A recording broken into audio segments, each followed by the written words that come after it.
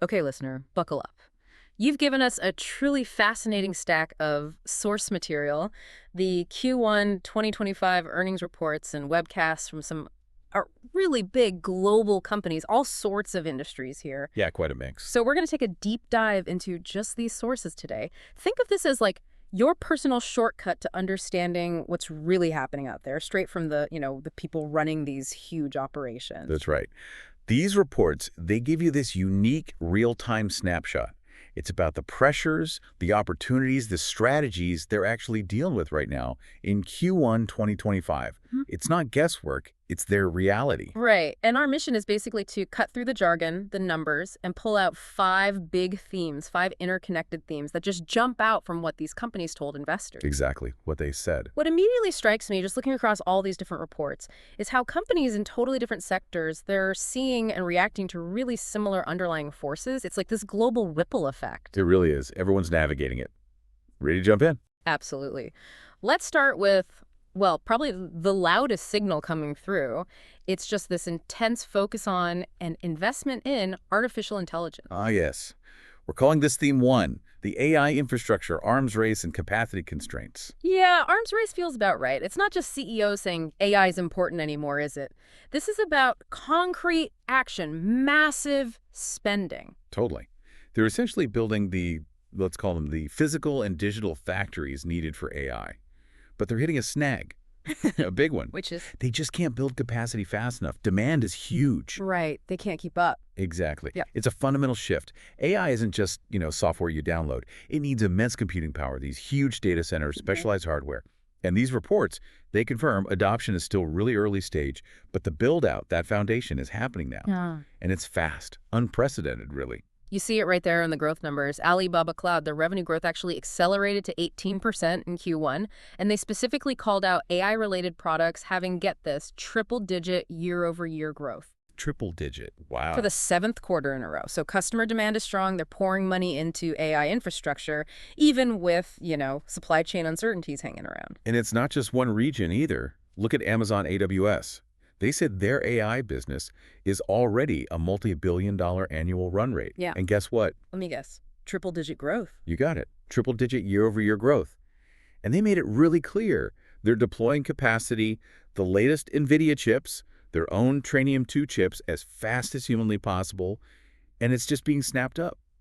Instant. Snapped up instantly. That says it all, really. They did mention some bottlenecks, specific components like motherboards, but they think that'll ease up. Okay. And Meta, they chimed in too, right? Saying demand for compute is exceeding their capacity. Exactly. Even with new data centers coming online this year. That imbalance is just fueling huge infrastructure investment for them. Then you've got Oracle reporting, what was it? Hyper growth? Yeah, hyper growth in AI training, and there's cloud database stuff linked to AI. And they were going big, building a massive liquid-cooled NVIDIA cluster, 64,000 GPUs, plus a multi-billion-dollar deal with AMD for 30,000 of their new AI chips. Wow. And they're helping customers use these models on their own data, too, with some new platform. Right. And from the chipmaker side, NVIDIA, they talked about reasoning AI, the AI that processes and decides things, driving exponential demand growth for inference. They literally see AI as infrastructure needing factories. Factories for AI. I like that. They see adoption spreading enterprise, telcos, but they're working like crazy to balance this surge in demand with the supply of critical bits, especially that CoWoS packaging. That's complex stuff. Yeah, that high-tech chip stacking. And they're looking out to 2026 for that balance. Seems like it.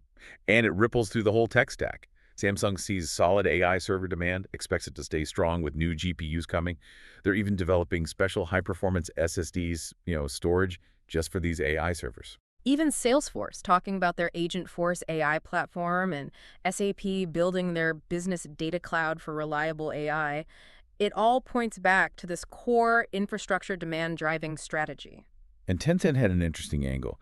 Yeah, they're training large models, but they're also using AI right now for quick wins, better ad targeting, recommendations, and managing inference needs not just by buying GPUs, but through software tweaks, custom models, probably because of supply issues, maybe cost too. So, okay, stepping back, what does this mean for you, the listener? This huge investment, these supply constraints, it's going to affect everything, right? Absolutely. How fast new features show up in your apps, the cost of cloud services for businesses you use every day. It's a massive tech shift happening right in front of us. Okay. So one part of the economy is absolutely red hot with AI spending, but another major theme from these reports paints a very different picture on the demand side, particularly for individuals. Ah, yes. Let's move to theme 2, the cautious and divided consumer. Cautious and divided, that captures it. Yeah, despite some good economic signs maybe, the clear message is a lot of consumers globally are hesitant. They're feeling under pressure. Companies are pointing to ongoing macro uncertainty, the cumulative hit from inflation, geopolitical stuff. It's all shaping how people spend or don't spend. McDonald's gives some really striking numbers on this, didn't they? Especially in the U.S. Global comparable sales actually down 1% in Q1. Down 1%, yeah. And they said traffic, actual customers coming in, was down more than expected in big markets, including the U.S. And the breakdown of that traffic decline was the really telling part. Exactly. Low-income consumer traffic down significantly, nearly double digits. Middle-income traffic down almost as much. It paints this picture, their words, of a truly divided U.S. economy. Divided, yeah. Where lower and middle income folks are feeling the pinch from inflation, anxiety, while higher income traffic is holding up okay. Such a stark difference within one market. And Nestle, looking globally, kind of echoed this. Described consumers as not optimistic, cautious, concerned about the economy, policy uncertainty, especially noting more caution in saving in places like China. And PPG, the paints company, they saw a slowdown too. Yeah, consumer buying in the U.S. slowed after some retail restocking. Notice changes in Europe, too. They said U.S. consumer confidence metrics look weak, people doing smaller home projects, but bigger finance ones feel pressured. So, okay, consumers are cautious. How are companies reacting? What are they doing about it? Well, McDonald's is doubling down on value, launching everyday affordable price menus, entry-level bundles internationally, pushing their McValue platform in the U.S. Makes sense, right? Yeah, meeting people where they are financially. And Nestle, their strategy is all about raising our game on cost savings, productivity. Why? So they can afford to invest in their brands, fix underperformers, launch new things, even in this tough environment. They're banking on the resilience of food and beverages. This theme really hits home, I think. That pressure you might be feeling in your own budget from inflation or just uncertainty. These huge companies are seeing it in their sales figures, and they are actively designing products, pricing, everything around your cautious wallet. Your sentiment is directly impacting their bottom line and their strategy.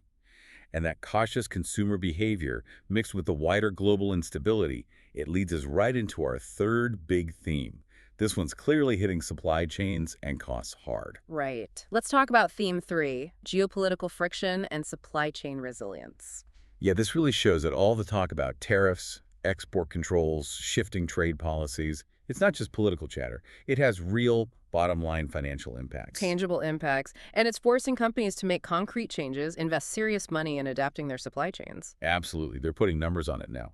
J&J, for example, estimated a $400 million hit from tariffs, just in Q1, mostly medtech tariffs, especially China tariffs on U.S. goods. 400 million. Wow. And can they just raise prices to cover that? Not easily. They said price increases are very limited. Contracts, regulations, especially in healthcare, make it tough. So they're focused on supply chain tweaks, cost cutting. And ABBV, the other big pharma company, they're watching this too. Oh, yeah. Monitoring speculation about new tariffs. Yeah. They think any direct hit would be kind of in line with peers because they make a lot in the U.S. already. They're actually planning to invest over $10 billion domestically in the next decade. So investing locally partly as a hedge. Seems like part of it. Plus building inventory, finding alternate suppliers, cutting costs. Again, because price pass-through is hard for them too. Abbott Labs also put a number on it, right? A few $100 million for the year. Yeah, starting Q3, mostly U.S.-China impact. They're doing short-term things, like inventory adjustments, but the long-term plan is optimizing their whole global manufacturing network. That means significant capital investment. And they made a point about tariffs being sticky, didn't they? They did. A key lesson learned, they said. Once tariffs are on, they tend to stay. So you need sustainable, long-term fixes, not just wishful thinking. It's not just healthcare feeling this. PPG, paints and coatings, they're getting hit too. Yep, U.S. tariffs on stuff from China, raw materials, packaging, finished goods, plus retaliatory tariffs from Canada on their U.S. exports. So they're scrambling for sourcing flexibility, productivity gains, and maybe some targeted price increases where they absolutely have to. What about Amazon? They must be navigating a complex web here. For sure. They find it hard to predict outcomes, so they're sticking to their core. Broad selection, low prices, fast delivery, help the customer navigate. They did note their millions of sellers might react differently to tariffs. And crucially, they mentioned diversifying their own production. Yes, over the last 6 years, actively moving component production for AWS and their devices away from such a high concentration in China. That's proactive risk management right there. Samsung saw effects, too. Some preemptive buying. Yeah, after a pause on some tariffs. But they have to keep watching policy changes. It adds to demand volatility. And they directly linked a drop in their HBM sales, those critical AI memory chips, quarter over quarter, to export control impacts on AI chips. That's a direct hit on the AI boom from geopolitics. Exactly. And NVIDIA, the AI leader, same story. They're forecasting meaningfully down data center revenue from China next quarter. They even wrote down $4.5 billion in inventory and purchase commitments for their China-specific chip. $4.5 billion, because they expect not to fulfill those orders. Right, citing a potentially huge lost market opportunity in China, maybe near $50 billion, because they don't have the right product for that market under current rules. Even Salesforce, a software company, lists trade policy uncertainty, tariffs, retaliation as a key risk. So for you listening, these geopolitical games, they aren't abstract. They can hit the cost, the availability of stuff you buy, electronics, consumer goods, even medicines. Companies are spending big to build more flexible, spread out supply networks to try and keep things moving. That need to adapt, it also means many big established companies are fundamentally changing what they sell and how they plan to grow. Which brings us neatly to our fourth theme. Okay, let's hear it. Theme 4. Reinventing for growth. Shifting portfolios in established industries. So this is about companies facing maybe declines in their older legacy businesses. Exactly. Patents expiring, markets changing, consumer tastes shifting away, whatever the reason. They're actively fighting that decline by pumping resources into newer high-growth areas, strategically reshaping their whole business. It's about staying relevant, finding new growth engines. Precisely. It's really visible in industries like pharma or consumer goods, where product life cycles are key. Yeah. They're shouting about their pipelines, their new launches, to offset the old stuff fading. ABBV is like the textbook case from these reports, isn't it? Humira, their huge drug, went off patent loss of exclusivity or LOE. Sales crashed, down over 50% in Q1. 50%. That's a massive hit for anyone. But, and this is the key point, their overall immunology portfolio still grew strongly, over 16%. How'd they manage that? Because their newer drugs, Skyrizi and Rinvoq, saw absolutely huge growth. Skyrizi up over 70%, Rinvoq over 57%. They're successfully shifting the market to these newer protected products. Plus, neuroscience and oncology grew well too. Diversification works. J&J had a similar story, right? Stelara hit LOE, sales dropped over 30%, plus some Medicare headwinds. Yeah, big headwinds. But they still eked out overall operational sales growth, about 4.2%, and adjusted earnings growth. Again, strong performance from newer oncology drugs like Darzalex, successful recent launches, plus their other immunology drug, Tremfya, grew over 20%, and their medtech device business did well. It cushions the blow. And Eli Lilly, they're all about that new growth, particularly obesity drugs. Oh yeah. Mounjaro is gaining a lot of market share, driving most of the growth in its categories. They're super excited about their pipeline oral options, even more powerful drugs coming, aiming for that massive expanding obesity market. Making medicines more accessible is their angle. Novo Nordisk also mentioned Mounjaro's gains, by the way. And Roche highlighted their young portfolio, making up almost 60% of sales now, driving future growth, avoiding that patent cliff scenario. It's not just pharma doing this reinvention. Philip Morris International, the cigarette giant. Right. Total shipments were up a bit, but the real story was their smoke-free portfolio grew over 14%, e-vapor up 107%, oral stuff like ZYN up 27%, heated tobacco up 12%.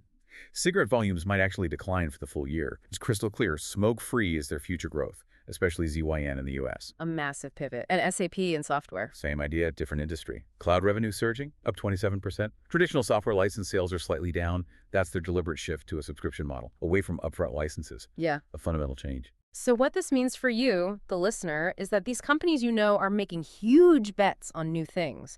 It affects what medications become available, what consumer products hit the shelves, the software options you have, as they pour R&D and marketing into these newer growth areas. And trying to manage all these forces, the AI race, the cautious consumer, the geopolitical risks, the need to reinvent it, requires a really tricky internal balance. That leads us to our fifth and final theme. Okay, the final piece of the puzzle. Theme 5, balancing strategic investment and operational discipline. Right. So in this, let's face it, volatile world, companies are chasing ambitious long-term goals. Big money into AI, R&D, new markets. But at the exact same time, they're laser focused on cutting costs, being more efficient, optimizing what they already do, squeezing more out of the existing operations. It's like funding the future by tightening the belt today. Precisely. And it sometimes means tough choices, restructuring, selling off businesses. J&J was clear. Innovation investment is top priority, over $3 billion in R&D in Q1 alone. But they're also committed to shareholder returns' 63rd straight year of dividend increases.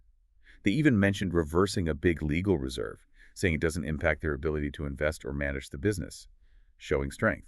And ABBV, while planning that $10 billion U.S. investment for growth, is also focusing on cost efficiencies to handle potential tariff hits, doing both simultaneously. Salesforce gave a great insight here. They talked about their huge innovation transformation, data cloud, AI layer happening alongside a huge financial transformation. That meant deliberately slowing down distribution growth in some places to boost margins and cash flow. So the efficiency drive enabled the next strategic move. That's exactly what they imply. Achieving that efficiency goal is why they now feel very comfortable going after a big acquisition like Informatica, the efficiency fund strategy. Got it. What about Alibaba? Similar story. Pursuing that user-first, AI-driven strategy, investing heavily in AI infrastructure, but they also deliver strong profit growth, adjusted EBITDA up 36%. How? Partly by optimizing their portfolio, selling off non-core assets for expected cash proceeds of $2.6 billion. Using proceeds from divestments to fund new bets. Right.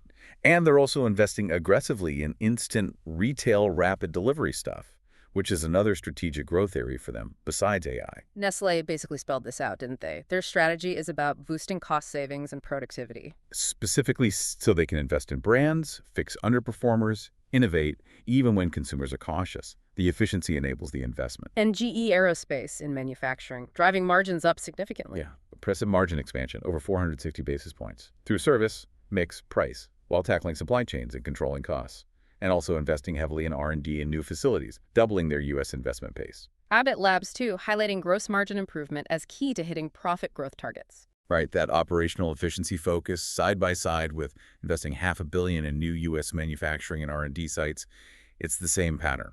So, listener, what this means is companies are making these big, potentially game-changing bets on the future AI, new products, new markets, but they are not throwing money around blindly. They're scrutinizing every dollar. Absolutely.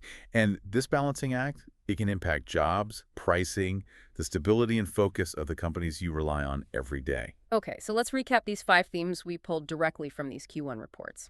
First, that intense AI infrastructure race hitting capacity limits. Right.